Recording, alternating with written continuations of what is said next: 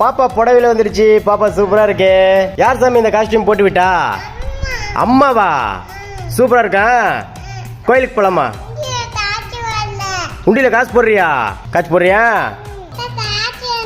காசு வேணுமா? எதுக்கு? டெய்லியுமே காசு போடுவியாப்பா?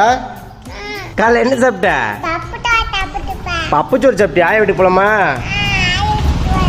சாமி கும்பிட போலாமா? உங்க கூட எங்க? அம்மா எடுத்துட்டு வந்துச்சா? கூட எடுத்துட்டு பூ வாங்கிட்டு கோயிலுக்கு போயிடலாமா? பூஜை பண்ணிட்டு போயிட்டு.